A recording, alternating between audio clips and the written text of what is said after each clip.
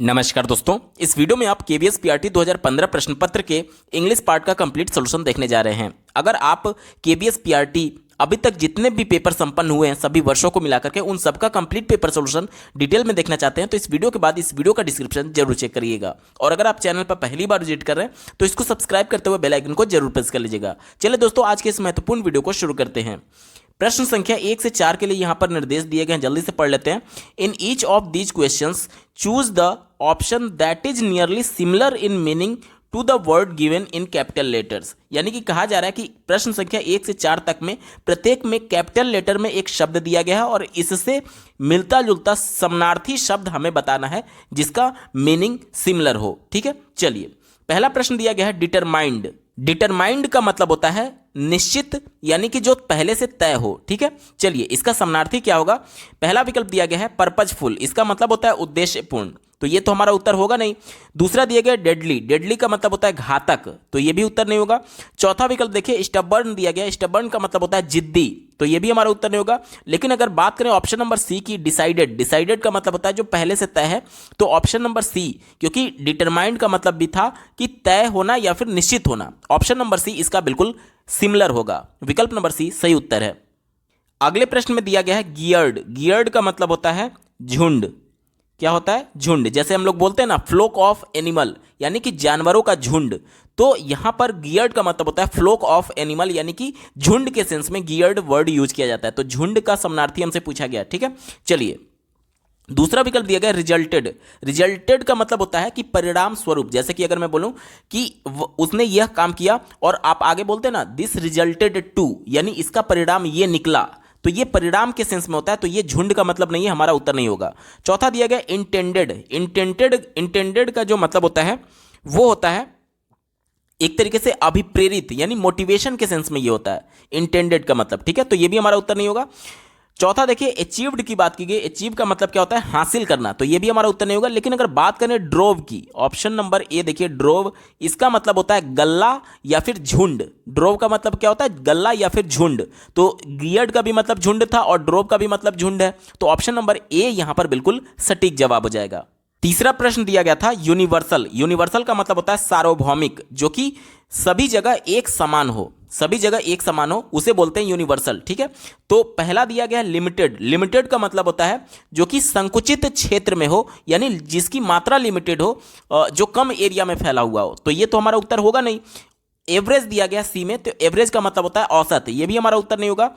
D का मतलब दिया गया है फ्री। फ्री का मतलब होता है मतलब एक तरीके से मुफ्त के सेंस में, तो ये भी हमारा उत्तर नहीं होगा। विकल्प 2 देखिए वाइड स्प्रेड। वाइड का जो मतलब होता है वो एक तरीके से होता है बहुत बड़े एरिया में, और स्प्रेड का मतलब होता है फैलना, यानी कि बहुत बड़े एरिया में फैलने के सेंस में वाइड सेंस स्प्रेड आप समझ सकते हैं। और यूनिवर्सल का मतलब क्या था? सार्वभौमिक, यानी कि जो बहुत बड़े क्षेत्र में लगभग एक समान हो, यानी एक कोई प्रक्रिया जो कि यूनिवर्सल है यानी सार्वभौमिक है, यानी कि जो चीज यहां पर इंडिया में जिस तरीके से हो रही है वहीं अमेरिका में भी हो रही है, उस सेंस में आप समझ सकते हैं कि जो सार्वभौमिक है यानी कि जो बहुत बड़े क्षेत्र में फैला हुआ है, उस सेंस में आप कह सकते हैं। तो ऑप्शन नंबर बी इसी का सेंस दे रहा है, वाइड स्प्रेड, इसका बिल्कुल सटीक उत्तर हो जाएगा। अगला प्रश्न दिया गया था कॉन्ग्रीगेशन। कॉन्ग्रीगेशन का मतलब क्या होता है? इसका मतलब होता है मंडली। मंडली में क्या होता है कि कई लोगों का झुंड, आप समझ सकते हैं, कई लोगों के झुंड को मंडली बोलते हैं। ठीक है, तो अब हमसे पूछा जा रहा है कि इसका समानार्थी पूछा गया था। चौथा विकल्प देखिए डिटैचमेंट। अगर यहां पर अटैचमेंट रहता तब एक दूसरे के साथ मिलने की बात होती। डिटैचमेंट यानी एक दूसरे से अलग जाने की बात की जा रही है, यानी कि जब एक दूसरे से लोग अलग जा रहे हैं तो मंडली तो बनेगा नहीं, तो ये हमारा उत्तर नहीं होगा क्योंकि हमसे समानार्थी पूछा गया था। बी वाला देखिए सेपरेशन। सेपरेट करना यानी अलग करना, और सेपरेशन का मतलब क्या हो गया? अलगाव, पृथक्करण के सेंस में, तो ये भी जब लोग एक दूसरे से अलग हो रहे हैं, पृथक हो रहे हैं, तो मंडली कहां बनेगी, तो ये भी हमारा उत्तर नहीं होगा। डिवीजन। डिवीजन का मतलब भी होता है बंटवारा, यानी ये भी अलग करने की बात हो रही है, ये भी हमारा उत्तर नहीं होगा। गैदरिंग। गैदरिंग का मतलब होता है एक जगह पर इकट्ठा होना, जैसे बोलते हैं ना कि लोगों की गैदरिंग बहुत ज्यादा है, यानी बहुत ज्यादा वहां पर भीड़ थी, लोग बहुत ज्यादा इकट्ठे थे। जब लोग इकट्ठे होंगे तभी तो मंडली बनेगी। ऑप्शन नंबर ए यहां पर बिल्कुल एप्रोप्रिएट जवाब हो जाएगा। दोस्तों प्रश्न संख्या 5 से 8 के लिए फिर से यहां पर डायरेक्शन दिए गए, जल्दी से पढ़ लेते हैं। कहा जा रहा है कि in each of these question select the word that is most nearly opposite in meaning to the word given in capital letters. यानी कि प्रश्न संख्या 5 से 8 के बीच में प्रश्न में आपको कैपिटल लेटर में एक शब्द दिया गया है, इसका अपोजिट मीनिंग हमें बताना है, यानी इसका विलोम हमसे पूछा जा रहा है। ठीक है, पांचवा प्रश्न दिया गया है इग्जेसर बेट। इग्जेसर बेट का मतलब होता है एक तरीके से खराब करना। खराब करना निगेटिव सेंस में ये होता है, तो इसका उत्तर हमें पॉजिटिव सेंस में देना होगा। क्यों? जब निगेटिव दिया गया तो उसका अपोजिट पॉजिटिव ही तो होगा। इग्जेसर बेट का मतलब क्या होता है? खराब करना। तो देखिए पहले विकल्प से शुरुआत करते हैं। पहला दिया गया डिक्रीज। डिक्रीज मतलब तो घटाना, तो खराब करने का उल्टा घटाना थोड़ी होगा, तो ये हमारा उत्तर नहीं होगा। वर्स में बहुत खराब कंडीशन, तो ये भी हमारा उत्तर नहीं होगा। एग्रेवेट का मतलब जो होता है वो भी एक तरीके से बिगाड़ने के सेंस में आता है, बिगाड़ने के सेंस में आता है, तो ये भी हमारा उत्तर नहीं होगा। लेकिन अगर हम लोग बात करें प्रोग्रेस की, तो प्रोग्रेस जो होता है वो पॉजिटिव सेंस में देखा जाता है। जैसे हम लोग बोलते हैं ना कि हाँ उसमें ये प्रोग्रेस हुआ, उस काम में ये प्रोग्रेस हुआ, यानी कि जो काम खराब हुआ पड़ा था, बिगड़ा हुआ पड़ा था, उसको कहीं ना कहीं पॉजिटिव सेंस में कुछ पॉजिटिव बदलाव देखने को मिला, यानी प्रोग्रेस हुआ। तो ये इसका अपोजिट है, और इसलिए ऑप्शन नंबर बी यहां पर बिल्कुल सटीक जवाब हो जाएगा। अगला प्रश्न पूछा गया था, देखिए मीरियड दिया गया। मीरियड का मतलब होता है असंख्य। क्या होता है? असंख्य, यानी जो बहुत बड़ी संख्या में हो। तो इसका उल्टा क्या हो जाएगा? बहुत कम के सेंस में आना चाहिए। तो देखिए पहला विकल्प जो दिया गया है वेरियस। वेरियस का मतलब होता है विभिन्न, तो ये भी एक तरीके से ज्यादा की संख्या को रिप्रेजेंट कर रहा है, तो ये अपोजिट तो हुआ नहीं, हमारा उत्तर नहीं होगा। इनफ्लेक्सिबल का मतलब होता है कठोर, तो ये भी हमारा उत्तर नहीं होगा। उसके बाद से एक्सपेक्टेड की बात करें तो एक्सपेक्टेड का मतलब होता है अपेक्षित, तो ये भी हमारा उत्तर नहीं होगा, क्योंकि हमसे मीरियड का विलोम पूछा गया था। मीरियड का मतलब होता है असंख्य, इसका विलोम क्या हो जाएगा? इसका विलोम हो जाएगा बहुत कम मात्रा में। तो देखिए चौथा विकल्प देखिए फ्यू दिया गया। फ्यू का मतलब क्या होता है? बहुत कम, तो असंख्य का उल्टा क्या हो जाएगा? बहुत कम ही तो होगा। ऑप्शन नंबर डी यहां पर बिल्कुल एप्रोप्रिएट जवाब हो जाएगा। अगला प्रश्न पूछा गया था इम्बार्केशन। इम्बार्केशन का मतलब आप समझ सकते हैं डिपार्चर के सेंस में होता है, यानी कि एक जगह से निकल जाना, यानी छूट जाना एक जगह से। डिपार्चर जैसे बोलते हैं ना कि ट्रेन डिपार्चर टाइम ये है, यानी कि यहां से निकलने का समय ये है। ठीक है, तो कहीं से निकलना या फिर कहीं से छूटना। अब इसका उल्टा क्या होगा? कहीं पर पहुंचना। जैसे एक जगह से निकला तो फिर वो जगह पर पहुंचना या फिर किसी दूसरे जगह पर पहुंचना, इसी को तो उल्टा बोलेंगे। तो देखिए पहले विकल्प में दिया गया है विड्रॉल। विड्रॉल का मतलब होता है निकासी। ठीक है, जैसे आप लोग पैसे को विड्रॉ करते हैं एटीएम कार्ड के द्वारा। ठीक है, तो ये हमारा उत्तर नहीं होगा। माइग्रेशन का मतलब होता है प्रवासी। जैसे कि आप लोग माइग्रेशन सर्टिफिकेट बनाते हैं जब एक राज्य से दूसरे राज्य में पढ़ाई करने जाते हैं, तो ये क्या बोला जाता है? प्रवासी बोला जाता है, तो ये भी हमारा उत्तर नहीं होगा। एक्सपल्सन। एक्सपल्सन का मतलब जो होता है निष्कासन के सेंस में ही होता है, तो ये भी हमारा उत्तर नहीं होगा। ठीक है, ये भी हमारा उत्तर नहीं होगा। एक ही विकल्प बचा अराइवल। अराइवल का मतलब होता है पहुंचना। अब एम्बार्केशन का मतलब डिपार्चर था और अराइवल का मतलब इसका अपोजिट हो गया अराइवल। ऑप्शन नंबर बी यहां पर बिल्कुल एप्रोप्रिएट जवाब हो जाएगा, क्योंकि हमसे अपोजिट पूछा गया था। अगला प्रश्न पूछा गया था इंपल्सिव वर्ड दिया गया। इंपल्सिव का मतलब होता है आवेगी, यानी कि जो बोलते हैं ना उसने आवेश में आकर के, आवेग में आकर के ये काम कर दिया, यानी कि जो बहुत ज्यादा अपने इमोशंस को कंट्रोल ना कर पा रहा हो, यानी कि तुरंत गुस्सा हो जा रहा हो। जैसे बोलते हैं ना आवेग में आकर के, आवेश में आकर के उसने ये काम कर दिया। तो इंपल्सिव का मतलब होता है आवेगशील या फिर आवेगी, तो इसका उल्टा हमें बताना है। पहला विकल्प दिया गया है एब्रप्ट। एब्रप्ट का मतलब होता है आकस्मिक, यानी कि अचानक से। ठीक है, तो ये तो हमारा उत्तर नहीं होगा, क्योंकि आवेगी का उत्तर क्या होगा? आवेगी का उत्तर होगा अपोजिट होगा जो शांत रहता हो। तो एब्रप्ट का मतलब तो अचानक से है, तो ये हमारा उत्तर नहीं होगा। पैशनेट। पैशनेट का जो मतलब होता है वो जुनूनी, जैसे जिसके अंदर बहुत ज्यादा जुनून हो, आवेशपूर्ण हो, वो सेंस में इसका होता है। तो इंपल्सिव और पैशनेट जो है वो समानार्थी हैं, तो हमारा उत्तर तो होगा नहीं, क्योंकि हमसे अपोजिट पूछा गया था। वायलेंट दिया गया तीसरा। वायलेंट का मतलब होता है हिंसक, तो ये भी इसका अपोजिट नहीं है। इंपल्सिव मतलब होता था आवेगशील, यानी कि जो जुनूनी हो, यानी कि जो तीव्र, बहुत जल्दी गुस्सा हो जाता हो या फिर अपने इमोशन पर कंट्रोल ना कर पाता हो। तो इसका उल्टा क्या हो जाएगा? इसका उल्टा शांत हो जाएगा, जो बिल्कुल काम हो, बिल्कुल अपने इमोशंस के कंट्रोल में ना हो, बल्कि बिल्कुल शांत हो। ऑप्शन नंबर डी यहां पर इसका अपोजिट है और यही इसका सटीक जवाब हो जाएगा। दोस्तों प्रश्न संख्या 9 से 13 के लिए यहां पर डायरेक्शन दिया गया है। देखिए दिया गया है फिल इन द ब्लैंक, यानी कि यहां पर वाक्य के आगे जो डैश दिया गया है इसमें कौन सा ऑप्शन फिल होगा, ये हमसे पूछा जा रहा है। 9वां प्रश्न पूछा गया था ही वॉज फ्राइटेंड। फ्राइटेंड का मतलब होता है भयभीत होना या फिर डरना, यानी कि वह भयभीत था। अब यहां पर देखिए फ्राइटेंड जो यहां पर वर्ब है, इसके साथ जो प्रीपोजिशन यूज किया जाता है वो हमेशा ऑफ यूज किया जाता है। तो देखिए ऑफ प्रीपोजिशन सिर्फ आपको ऑप्शन नंबर 4 में दिखेगा, बाकी में देखिए यहाँ पर टू प्रीपोजिशन का यूज किया गया है, यहाँ पर भी टू का यूज किया गया है, यहाँ पर फॉर का यूज किया गया है। तो ये तीनों तो गलत हो गए, क्योंकि मैंने आपको क्या बताया कि फ्राइटेंड जो वर्ड है इसके साथ प्रीपोजिशन हमेशा ऑफ का यूज किया जाता है, इसलिए option number D, he was frightened of being killed, यानी कि वह मारे जाने से भयभीत था, वह मारे जाने से भयभीत था। ऑप्शन नंबर डी इसका बिल्कुल सटीक जवाब हो जाएगा। सिर्फ आपको यह ध्यान देना था कि फ्राइटेंड वर्ड के साथ हमेशा ऑफ प्रीपोजिशन का यूज किया जाता है।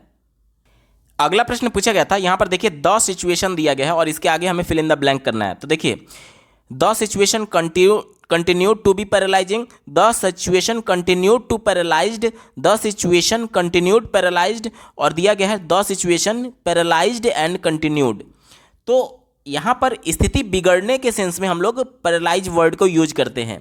तो यहाँ पर देखिए क्या उत्तर हो जाएगा। इसका अर्थ ये निकल रहा है कि जो स्थिति थी, जो कंडीशन थी, जो सिचुएशन था, वो लगातार एक तरीके से बिगड़ती जा रही थी, लगातार बिगड़ती जा रही थी, उस सेंस में है। तो लगातार बिगड़ती जा रही थी, जा रही है, जा रही थी, ये किस टेंस को दिखाता है? जो कॉन्टिन्यूअस चल रहा है, यानी कि ये कॉन्टिन्यूअस टेंस में हम लोग वर्ब के आईएनजी फॉर्म को यूज करते हैं। चारों विकल्पों में आप देख लीजिए वर्ब का आईएनजी फॉर्म किस में यूज किया गया है? केवल और केवल ऑप्शन नंबर 1 में यूज किया गया वर्ब में आईएनजी फॉर्म, ठीक है। तो ऑप्शन नंबर ए यहां पर बिल्कुल सटीक जवाब हो जाएगा। The situation continued to be paralysing, विकल्प नंबर एक इसका बिल्कुल सटीक उत्तर है। अगला प्रश्न पूछा गया था, यहां पर देखिए dash nobody could stop them. अब इसमें क्या भरा जाएगा? पहला विकल्प दिया गया सो दैट इंथुसियाज्म। इंथुसियाज्म का मतलब होता है जोश, जो हमारे अंदर जोश है उसके सेंस में बोला जाता है इंथुसियाज्म। दूसरा दिया गया एज वाज द इंथुसियाज्म। तीसरा दिया गया सच वाज द इंथुसियाज्म एज, और चौथा दिया गया सच वाज द इंथुसियाज्म दैट। अब इसमें कौन सा फील होगा ये हमसे बोला जा रहा है। इसका जो अर्थ निकलेगा, इसका सेंस पूरा निकलेगा कि जोश ऐसा था कि उन्हें कोई रोक नहीं सका, जोश ऐसा था कि उन्हें कोई रोक नहीं सका। तो देखिए सो वाज से सेंटेंस हम लोग शुरू नहीं करते हैं, तो ये हमारा उत्तर नहीं होगा। एज वाज द इंथुसियाज्म, यानी कि जोश ऐसा था कि उन्हें कोई रोक नहीं सका, इसका अर्थ ये कंप्लीट नहीं दे रहा है, तो ये भी हमारा उत्तर नहीं होगा। सच वाज द इंथुसियाज्म एज, तो यहां पर एज के बाद में जब हम लोग तब यूज करते हैं जैसे कि जब मेरे अंदर जोश है और मैं अपने के लिए प्रयोग कर रहा हूं कि मेरे अंदर ऐसा जोश था कि मुझे कोई रोक नहीं सका, तब वहां पर एज वाला एप्रोप्रिएट होता। लेकिन यहां पर जनरल सेंस में कहा जा रहा है कि जोश ऐसा था कि उन्हें कोई रोक नहीं सका, यानी कि जिसके अंदर जोश है और जो बोलने वाला है दोनों अलग पर्सन है, इसलिए यहां पर एज वाला हम लोग यूज नहीं कर सकते। एक ही विकल्प बच्चा ऑप्शन नंबर डी देखिए सच वाज द एंथुसियाज्म, यानी कि सच वाज का मतलब क्या होता है कि ऐसा। अब क्या चीज ऐसा? जोश ऐसा था कि देखिए की आ रहा है that nobody could stop them, यानी कि जोश ऐसा था कि उन्हें कोई रोक नहीं सका। ऑप्शन नंबर डी इसका बिल्कुल एप्रोप्रिएट जवाब हो जाएगा। अगला प्रश्न पूछा गया था every Shakespearean hero has an internal dash in his character, यानी कि प्रत्येक शेक्सपियर का जो हीरो है उसमें आंतरिक रूप से उसके कैरेक्टर में क्या होता है ये हमसे पूछा जा रहा है। तो देखिए डिफेक्ट मीन्स होता है कमी, वीकनेस मीन्स होता है कमजोरी, और फॉल्ट मीन्स होता है एक तरीके से गलती, ठीक है। तो यहां पर जो एप्रोप्रिएट वर्ड आएगा वो आएगा फ्लॉ। फ्लॉ का मतलब क्या होता है? फ्लॉ का मतलब होता है एक तरीके से